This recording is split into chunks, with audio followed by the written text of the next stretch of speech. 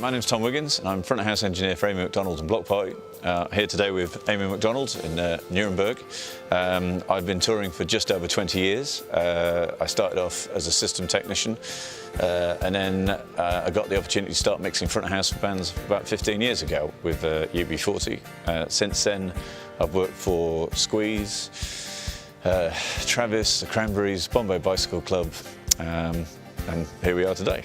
As you can appreciate, the technology has moved on quite a lot over the last 15 years, so the tools available at my disposal have evolved considerably, which is just as well because budgets tend to have reduced over that period as well. So quite often I find myself having to fly into do fly shows, not carrying any equipment or a very minimal setup, usually a mic's package, maybe one piece of outboard.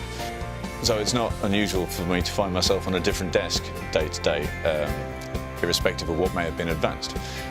So a couple of years ago I started looking around for a method of ensuring consistency for my key elements. Obviously the first part that's carrying a microphone package, and then the second part was the discovery of the SoundGrid server, which allowed me to carry a set of plugins that could ensure that my key channels, my lead vocal, my drum subgroups, things like that, I could get a consistent sound irrespective of consoles using some of the DigiGrid interfaces. And then a further part of that was recently Sonox released their plugins in the Waves SoundGrid format. The fantastic thing about being able to run the Sonox plugins is that it gives me access to a very, very natural sounding reverb, incredibly usable, and the dynamics and the EQ. The reverb is remarkable because there's one feature on it, the absorption control, which for a show like today, which is Amy MacDonald, an acoustic performance, so it's kind of stripped back, it's acoustic instruments on stage. There are moments when the instrumentation the arrangement's quite heavy, and then I can lower the absorption and the reverb to give it all the space it needs. But when it goes down to just being her and an acoustic guitar, the reverb can't be obvious. So by taking the absorption control up to kind of 6, which is quite easy to do on the fader, all of a sudden I've got this lovely, thick, lush thing, but it's not obvious. It's just sitting there into the mix, which is worth its weight in gold, really.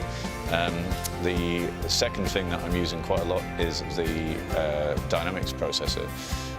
Amy's got a very, very powerful voice, and being able to have the dynamic section with the compressor is very fast and very natural, coupled with the limiter just to make sure that when we do hit the point, because you can go very loud, that it is not going to get any louder, but without really being able to notice. It's very natural. So I found with a combination of the Waves SoundGrid server and the Sonox plugins, I now have a small portable rack solution that I can interface with pretty much any console anywhere in the world, whatever I end up getting faced with, and I'm able to get the sound and have the tools at my disposal that I need. Working for bands as diverse as, say, Amy MacDonald Bloc Party, there's quite a huge difference in musical styles, and having that in a package that can be air freighted without, or just carried on the plane as my whole luggage, puts me in such a good position for being able to deliver what I need to deliver to my clients.